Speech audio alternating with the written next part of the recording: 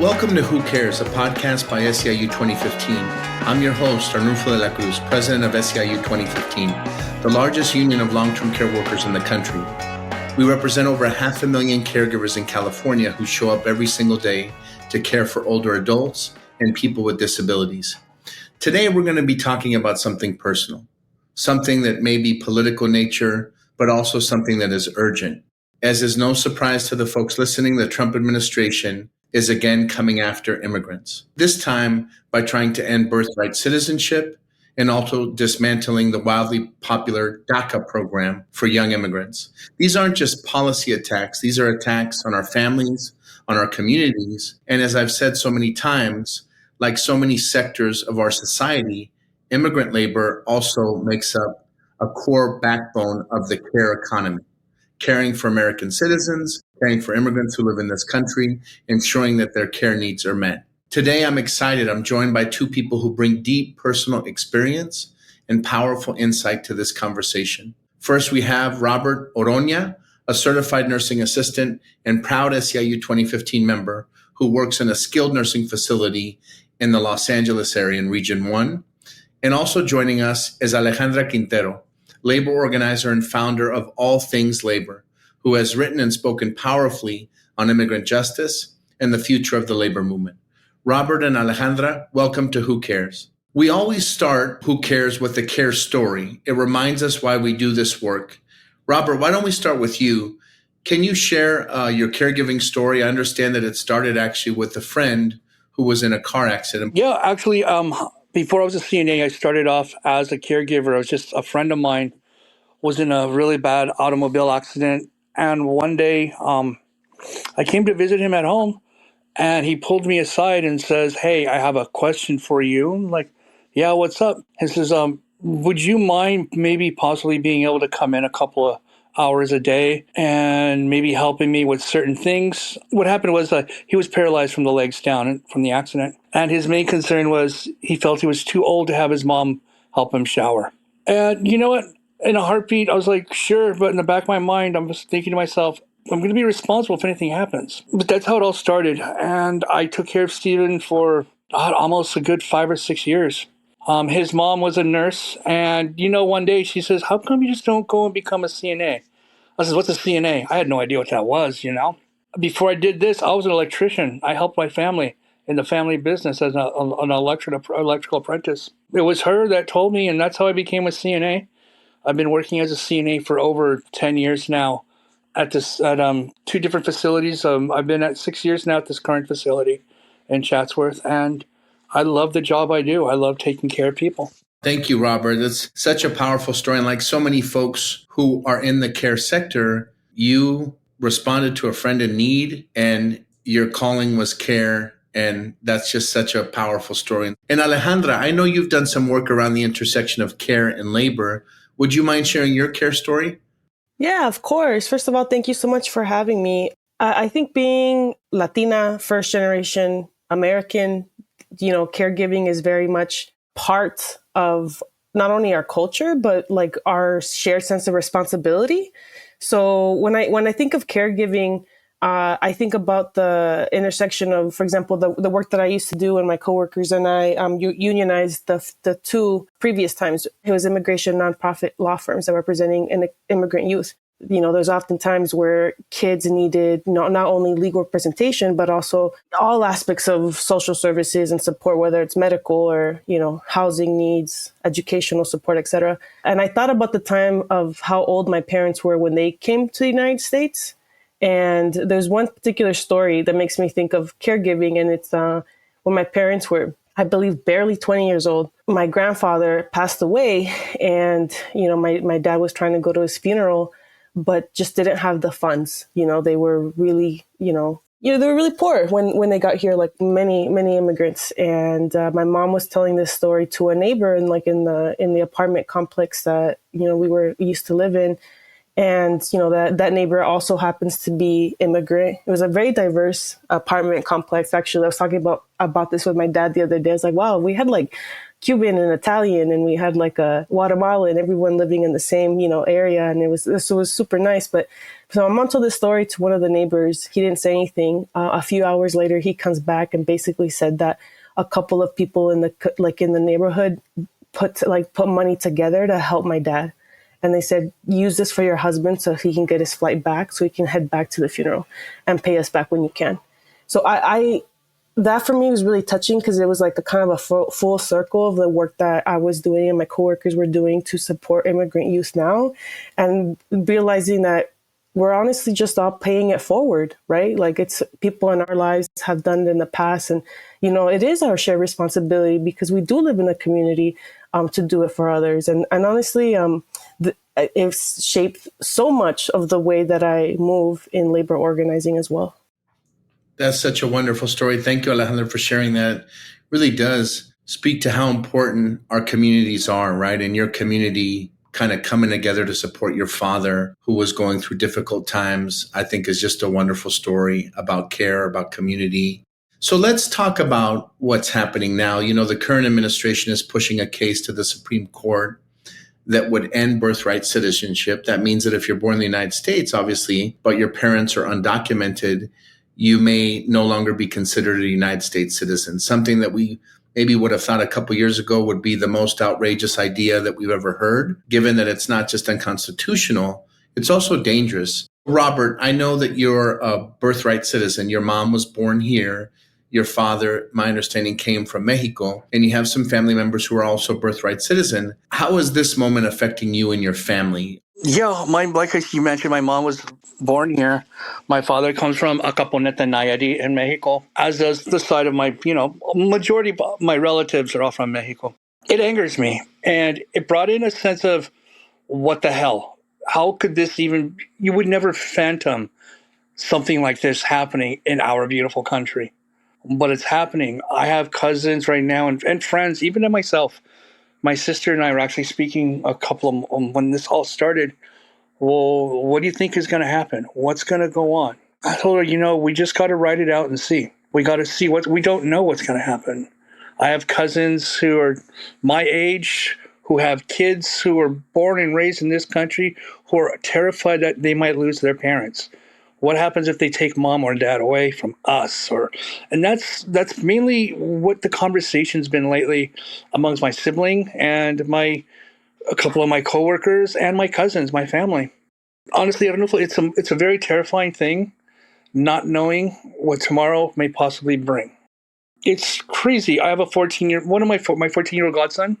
Having to explain that to him, to make him understand what is actually going on in the world, is not a conversation you ever want to have with a teenager. Especially when he comes up to me and says, "Hey, what do you think of this?" He's a smart young man, but it's a conversation you just don't want to have. And unfortunately, es algo que necesitamos que hablar. That's something we talk about. That's exactly right. Sometimes some of these crazy ideas that we've heard coming out of Washington, it's also like you feel sometimes there's a lack of empathy, or that people don't quite understand what this actually would mean, right? These are people in our family. These are people in our communities. Our children, they may be on the same Little League team as them, or we're going to birthday parties. They are a fabric of our community, right? And so the idea that you hear sometimes in the media, they say, well, they can just go back as a family. You're talking about families that have been here for decades. The only life they know is right here in the United States, right? Which is why they're American. So even the idea is creating fear, regardless of where the Supreme Court goes with this. I think the thought that you could feel like you're not welcome, and that this administration is really attacking everything that we've known as an American value, that the Constitution is very clear about also, right? I think is just really, really scary and really upsetting. And Robert, just to follow up, what do you say to people, even in your own family? I'm sure we all have folks in our families, some of different varying political degrees, but who might support this idea, right? Who might support the president in this idea, or don't maybe understand the impact or how serious this could be for millions of people. It's funny you mentioned that, Arnulfo, because I have a tío. I have an uncle who is a diehard Republican MAGA man. And the day I explained to him was priceless to watch his face drop when I let him know that his mom and dad, my abuelos, would have been considered birthright citizens because their mom and dads were born in Mexico. The look on his face was like, oh my God, what are you talking about? How could you say that to me? And I told him, mira, hombre, you know what? We're going to have a sit down and have a talk because just because your son se parece güero, you're forgetting something. His last name is Cordova. They don't care what you look like. They're going to see that last name, Cordova. And what are you going to do the day your 14-year-old gets questioned? Were you born in this country? And the look on his face was like, what are you talking? He says, you know what? This is what you voted for. This is what you wanted. This is what's happening. What do you think about it? And there was a pause, and he couldn't believe it. He just like, oh my God. I go, yeah, oh my God. But yet you run around the house, you run around at family gatherings, mega this, Trump that, Trump's going to save this. Now look, you can't even afford to go out and buy an avocado. You can't even afford to go to the market. You're having a hard time getting parts for your vehicles. And now there's a possibility that you're going to lose some of your disability, your Social Security, or better yet, his Medicaid. What do you say now? But there's always that answer. It's going to be fine. Don't worry. But I think it's slowly starting to hit him little by little. It was that whole, he himself, his parents were birthright citizens. And I think that's what finally knocked him to the head. And what made it even better was when I explained to him, what are you going to do if all your nieces, your nephews are taken away? Because all my nieces and nephews, including myself, all of his nieces and nephews, including myself, we're birthright citizens. He may have been considered, not because my abuelos and abuela were born here, but my great-grandparents came from Mexico. He was born here, my mom was born here, my tía was born here, but they all married people from Mexico. My aunt married a man from El Salvador. That makes all those kids and myself birthright citizens, which make us eligible to be deported, which will leave him with no family. And I wanted him to just sit there and ponder and think about the decisions that he sponsors and the decisions he champions and the man he champions.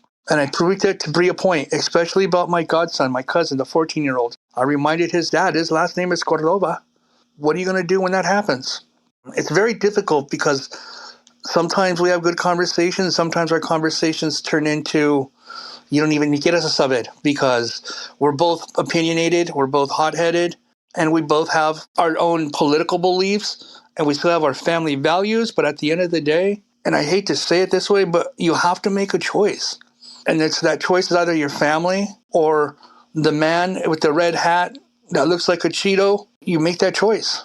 Yes. It sounds like you're knee deep into it, Robert, having conversations with family members. And like I always say, unless you're Native American, we're all immigrants to this country, to this land, right? And the exception being the African diaspora that was actually forced to come to this country. So it's funny how quickly people can forget that their ancestors either immigrated here. It's in some instances only a couple generations away, and it's already like, well, we're okay if it happens to others, but not us, right? Or in this case, not understanding that it's actually his abuelos and his parents that could be impacted by this idea that's being proposed right now by the administration. So thank you for sharing that. And Alejandra, from a legal and organizing perspective, what do you think is the significance of attacking birthright citizenship? How does this kind of tie into the bigger anti-immigrant agenda that we're seeing coming from this administration? We know that the attack on birthright citizenship is just part of their strategy to be able to redefine who belongs in this country and therefore who is entitled to rights of this country. And, from a legal perspective, it's just, a challenge to the 14th Amendment. This is a way for this administration and honestly, for those in power, because even after this administration is gone, to be able to take advantage or create like a second class of people and citizens that can be exploited. And if you think yourself, for example, well, I'm a citizen or my parents, were born here, so I'm okay, or et cetera. Like we know, in labor world, in the union world, we say, a rising tide lifts all boats or ships. The same thing is said of the opposite, right? So it's a race to the bottom. If you get more and more people that are scared, more and more people that are stripped away of their rights, then you create like literal chaos. It's going to negatively impact everybody else, including citizens. That's exactly right. And I feel like, Alejandra, sometimes I guess history repeats itself, right? This is not the first moment that we've been in where immigrants are being demonized, where they're stoking a fear. We had Proposition 187 in California and lived through that. A lot of the best organizing and understanding and education came out of that attack. Them trying to divide and pit people against each other based on race, ethnicity type of work. How do we push back against that narrative? Yeah. Yeah, this is such an important question. And, I think one of the things that Robert was stating too was about having these difficult conversations is a great way to do this, right? It's like one, by telling the truth, right? But it's also anyone who's ever organized in your workplace, whether you're bargaining for your contract or for your new contract or whatever it may be, you know how difficult it is to talk to other people who are in the same boat as you. For example, your coworkers. And still there's a lot of fear, right? There's a lot of fear because a lot of workers are infantilized and we're treated as, as if we didn't know what we're talking about when no one knows our experiences or knows the issues of the workplace better than the workers. So, and one of the things that they want to do is instill this fear, right? We have to be honest. We have to keep fighting with the truth, but also having those conversations. I'll give an example. I also am, first generation. There are some members in my family who voted for Trump, the first administration. You know what I did back in 2016? I cut him off. I was like, you know what? I don't want to talk to those primos anymore. I'm done. I don't care about family drama, but that was like my line. What did that get me? Nowhere. Absolutely nowhere. And, and each their own. There's some people who are going to say, well, I can't handle that because, my well-being, like everybody says, do what you can. But what I understood that if I stopped having these conversations with my family members, then who is going to have those conversations with my family members? Then this is where I talk about shared responsibility. Like we talk about community all the time. We talk about solidarity, but what does that actually mean? It means doing the work that sometimes is not easy. And most of the times it really is not easy and it's difficult and it sucks, right? It's not fun, but it needs to get done. And I think if you have like a goal or a vision of what it means to support working people, that means including all working people. People in power want to divide and conquer. That's exactly what the boss does. And that's exactly what's happening with immigration. So one of the things that we can do, especially right now, is for labor to have a really strong stance. And this happened in May Day, at least here in Los Angeles, there was like a lot of, and I know nationwide as well with May Day Strong Coalition, there was such a strong stance of the labor movement basically saying, no, immigrants are welcome. Immigrants are part of the labor movement. We're going to be fighting for our rights as a collective. And that's what we need to do. When they want us to be more frightened or to not speak up, we need to do it even more. That's wonderful. That's powerful. And I appreciate you recognizing that it can be scary. It can be challenging. And I appreciate you being flexible, saying, look, if you feel like you don't want to have those tough conversations and it's about taking care of yourself because it's too difficult, that's okay. But that you yourself feel a personal responsibility to kind of lean in to your power and have challenging conversations. And from the union's perspective, that's really the only way that we're able to change things is when we take action, when we speak up, when we challenge power and share our own stories, right? Let's talk about DACA. For those who are listening and don't know, DACA is the program that protects hundreds of thousands of immigrants who were brought to the United States as children. It protects them from deportation, right? It gives them the right to be able to work legally in this country. The administration has hinted that they also want to end it, potentially again. Robert, I know you have cousins and friends who are DACA recipients. You've talked about the fear that's settling in, not just among them, but also among your coworkers. What are you hearing in your facility? How is the fear affecting people, even on the job in skilled care facilities? I hear a lot of, no sabemos what's going to happen. ¿Qué va a pasar? One lady, one of los dueñas, I call them los dueñas, one of the older CNAs, came to work one day, panicked, crying, upset. We asked her what was wrong. We thought something had happened to her or a family member. And then she just went in, ¿Qué me va a pasar a mi nieto? Like, her nephew. She was so concerned about what would happen to the nephew. What happens if anything happens to him? He was really young, apparently, when he came to this country. This is all he knows is this country. What happens if he gets sent back? What's he going to do? He's not going to be able to function. Those are some of the things I hear. And most importantly, I have cousins who were DACA recipients, and they say the same thing. They're like, I don't know what to do, Bobby. ¿Qué vamos a hacer? And at the end of the day, it's just fear. I hear a lot of fear. And it's a type of fear that's in a person's voice that you don't just hear it, but you feel it. I don't know if you know, a person's just so emotional that you can feel that fear, and it hurts. It doesn't just hurt them. It hurts you as a person, me as an individual, to know that this is happening to this family member or to this coworker, a friend. But once again, it's telling them, hey, you know what? We got to wait and see what happens. You maybe raise your voice and say something. Be part of the larger movement. Don't just sit back and let it carry away. Be part of something that's going to help you. At the end of the day, I don't know. No tengo las palabras. I don't have the words that can honestly comfort a person that's in that deep of an emotional problem. I don't know if anyone else can, but I can't find those words. It's hard for me to look at a person and try to tell them it's going to be okay when I myself personally don't know. Yep.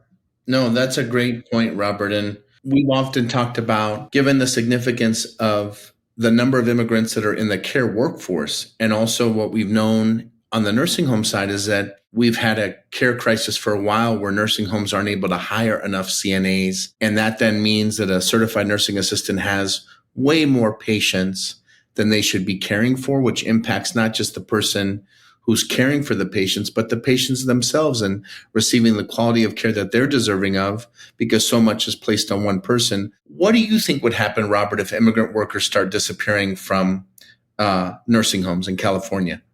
Shut us down. It's that simple. Let me tell you, in my nursing home, it's migrant workers, Filipinos, Latinas, or Hispanic, El Salvadorians, Guatemalans. That's what runs our nursing home. That's what I see every day. I see a sea of different colored people. Because remember, like they say in our union was started by colored women. Well, guess what? Till this day, it's still colored women and now colored men who make what we have in that nursing facility, all the way up to the LVNs. I have two LVNs who are from Nigeria. There's two CNAs who are from Nigeria. Can you imagine if we lost even just 30%, let's just say even 15 people were missing? You know how devastating that would be to a schedule or an assignment? We're so shorthanded. I alone have almost 16, 17 residents to care for. And that's at night. I understand we have we're on a skeleton crew, but there's no quality of care there. So now imagine all these people, all these caregivers, these healthcare workers, these healthcare professionals, these people who care every day to care for others. Imagine them gone. Who's going to do that job? Who's going to take care of one of these days? My mom, because my mom, you never know. But imagine that, Arnulfo. Imagine how devastating that would be. That's a great point, Robert. Let's not kid ourselves. We're an aging population, right? The United States is aging. There's more people now, and in the next several years, that are going to need care than ever. And such a big part of the workforce, especially here in California, is immigrants. If you take away the thousands of DACA recipients who are working in healthcare legally right now, working in the healthcare industry, it has the potential to have a devastating impact on Americans and everyone who receive care, whether it's in skilled care, whether it's home care, whether it's in a hospital. Americans are going to need care as our population ages. And we should be talking about how we improve caregiving. How do we attract people to the workforce? Not how we take away people's ability to be able to work in healthcare, which I know would probably lead to us having a sicker community, maybe visiting the emergency room more often, right? So I think these are all very much related. Alejandra, this is not the first time that DACA was under attack. I remember this young group of immigrants who kind of inspired the nation and the world on why DACA in that moment was an important idea and proposal. It feels like in this moment, maybe there's not that same aggressive campaign when it was first won, And I don't know if that's related to fear, but I know that we feel strongly about the impact that this has had on hundreds of thousands of young people in this country. What should we know about where DACA stands now and what's at stake? Yeah. So, of course, we know that there's a lot of fear, especially for the people that are being directly impacted by this. So many things are up in the air, right? Because we know that they are defying, when I say they, I mean this administration, are defying our balance of powers that we have now, including defying what the Supreme Court justice is saying around immigration. The example of Kima Garcia, the individual, the immigrant that was sent to a prison in El Salvador, right? Like that could have been any one of us. We have to think about it from the worker's perspective. If you strip away the rights of workers and you not only are now paying them below, minimum wage or whatever it is, you are now creating a workforce that is scared to speak up. So if you are, for example, if you have DACA and you're working in a factory that is making like poultry, or you're working in the restaurant, you're working in the back, and you see a rat running or an infestation of rats in the restaurant that you're working at, are you going to likely say something knowing that you might get fired for bringing this up? Probably not, because you need to put food on your table. We saw this happen with the pandemic as well.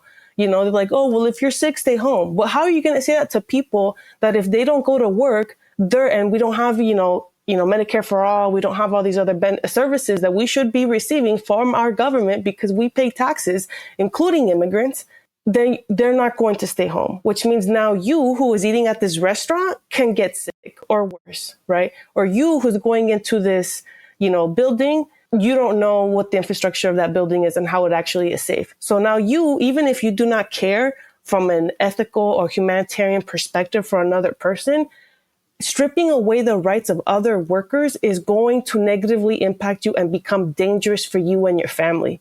Like that's the bottom line. That's a great analogy. Really illustrates what's at stake. And if DACA recipients lose their ability to lawfully work and live in this country, it doesn't just impact us on the healthcare side. It impacts all of the different sectors that DACA recipients are currently working in. How can unions, and that has a direct impact on union members, right? Many of them union members, so many of them essential workers in this country. How can unions be a part of protecting DACA recipients and pushing for a more permanent solution? Yeah, absolutely. As a worker who has organized the workplace with my coworkers at 3 different locations, and the reason why, I have made the labor movement my entire life now, is because there is a power in unions. Like union power is political power, it's storytelling power, it's people power. I have not, in my years of activism, in my years of being someone who always was fighting for like justice, even as a kid, I have never seen another way for us as workers to get together collectively because we have something in common, and that's the fact that we're all workers. So what we can do, especially what unions can do, is to be very, very clear that we are in support of our immigrant brothers and sisters and our siblings. We have to be. And, we saw that happening in May Day, but we need to see more of that. We need to continue to be fighting for very inclusive policies when we're bargaining, when we're talking about supporting union members. It's something that I learned actually from some other friends that I have that work at different unions. They were telling me about all these different benefits that they obtained through their union. For example, if you yourself are married to someone who, or let's say your parents are legal residents, but they want to become citizens, etc., there are certain unions that have like a whole legal aid, like support system for the members where they can actually speak to an attorney and have an attorney represent them or submit an application for citizenship for their parents, right? Or their children or whatever it may be. So like that is incredible. Those are actual wins that we're seeing that is happening because of unions. So we need to continue to be fighting very, very proactively and very honestly, just really aggressively. And we need to be saying it boldly and proudly. We've seen it in other moments, being raised in Southern California where, immigrant rights have always been, the strikes or the walkouts that were happening back when I was like in high school. But we need to be having that with labor, and it needs to be very, very clear. And we need to make sure that us as members are pushing it, and also our leadership is pushing that as well. Because, if the minute that we allow for them to divide us is that we're falling into the same tactics that the boss has been using against workers forever. And this is not the time for us to be like, well, I'm going to be safe if I stay quiet or if I don't say anything. That has never worked in history. And I hope us as workers and as working class people recognize that. And I'll give a quick example. At the two places, the first time that we unionized, there was a couple of people that were like, maybe buddy with management, or they said, I'll be fine. Like, I don't need a union. I'm good. You might even throw the word scab a little bit there, right? Like, they were acting a little scabby, giving things to management, telling the secrets of our union. You know what happened every single time on both those occasions? Those two people that I'm thinking of got fired. So why? Because at the end of the day, they're going to also come for you. And what is going to happen when you look back and no one is behind you?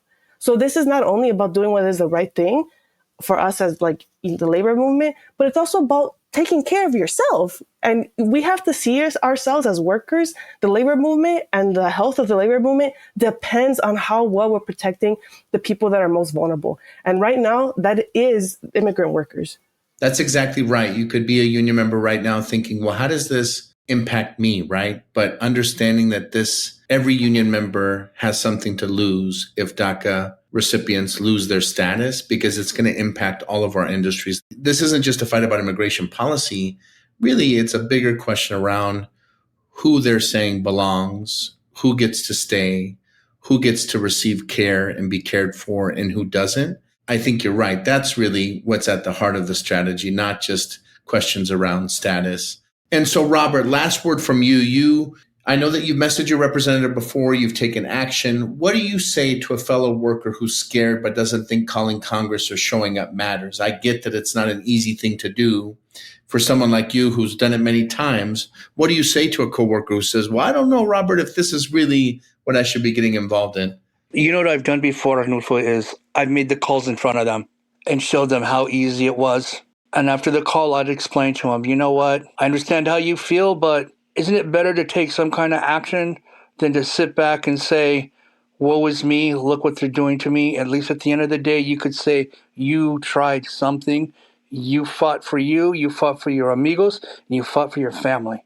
I rip the Band-Aid off. Like when I go to talk to them about the contracts that are coming up, or if I need something from them signed, being a steward, I rip the Band-Aid and I'm direct with them, because I realize with certain people, if you can't be direct with them, they're just not going to get it. I want them to understand that they have the opportunity. Y yo les digo, usted tiene la oportunidad, the opportunity to do something instead of sit back and let this man run you over. You have the opportunity to stand and be proud of who you are, where you came from, and you could say, I did something. And you're showing the younger people that you work with, and you're showing the younger people of your family that, you know what, usted le puede hacer, so can they. And that's the only way I can do it with them, is just to be as abrupt as possible and as honest as possible. And then I'll lead by example, and sometimes I'll make a call here and there in front of them and show them if I can do it, they can do it. There you go. Sí se puede. They can do it. Leading by example. There you have it, folks. Alejandra, Robert, thank you both for sharing your stories and insights. For those of you who want resources about DACA and birthright citizenship, you can find that on our SEIU 2015 website, SEIU2015.org. There's links that will take you to resources and knowing your immigration rights. The fight for birthright citizenship, the fight to protect DACA, the fight to ensure that immigrants in our country are being recognized and valued, given that we've always been a country of immigrants. And we believe that immigrants to this country have enriched and made America what it is, right? And we're in a moment where we risk breaking the entire system and that falling apart, not just for workers, but for the people who depend on our care every day, among them millions of Americans who are cared for by immigrants in the healthcare delivery system. And that's why this is such an important issue. It's about people's dignity, about people's humanity, about the ability to receive quality care, but also for those who are caregivers to also be able to care for your own family, especially in 2025, and care for yourself. So here's what you can do. You can call your member of Congress at 1-800-719-0332. Again, you can call your member of Congress at 1-800-719-0332. Let them know, protect DACA, defend birthright citizenship, and keep families together. My name is Arnulfo de la Cruz, and this has been another episode of Who Cares? Take care of yourselves, take care of each other, and we will see you next time.